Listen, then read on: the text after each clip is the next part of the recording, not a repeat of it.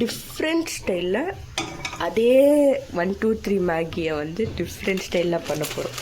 இதே தான் வந்து ஒரு விதமாக பண்ண போகிறோம். ஸோ அதை எப்படி பண்ணுறதுன்னு நான் உங்களுக்கு காட்ட போகிறேன். ஓகே, ஸோ இப்போ வந்து நீங்கள் தேவையான அளவுக்கு வாட்டர் ஆட் பண்ணிக்கலாம்.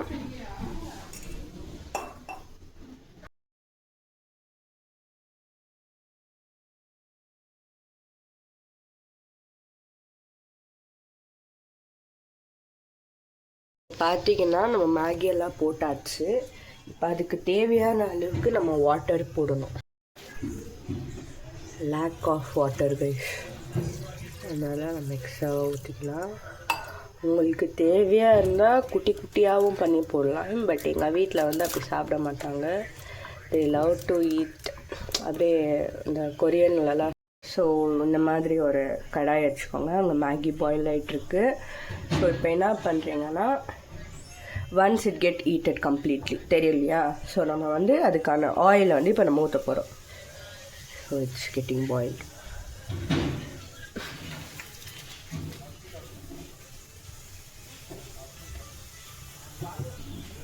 So time to put oil. உங்களுக்கு தேவையான அளவுக்கு நீங்கள் ஆயில் போட்டுக்கலாம். நான் 4 மேகி 4 மேகி எடுத்துருக்கிறதுனால இவ்வளோ தான் ஆயில் எடுத்துருக்கேன். ஏன்னா ரொம்ப இந்த மேகிக்கு ரொம்ப ஆயில் ஆகிடுச்சுன்னா அது ஒரு மாதிரி ஸ்டிக்கி ஆகிடும், சாப்பிட பிடிக்காது உங்களுக்கு. ஸோ நான் இப்போ வந்து கொத்தமல்லியும் கொஞ்சம் சில்லியும் எடுத்துருக்கேன். ஏன்னா எனக்கு கொத்தமல்லி ஃப்ளேவர் ரொம்ப இஷ்டம். ஸோ நான் வந்து சில்லியும் ஆட் பண்ணியிருக்கேன்.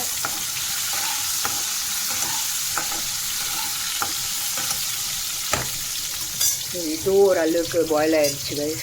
Wait. Now you are supposed to add this Maggi masala. அந்த பேக்கெட்லேயே வந்து போட்டுக்கலாம். ஸோ ஃபைனல் அவுட்புட் எப்படி தான் இருக்கோ.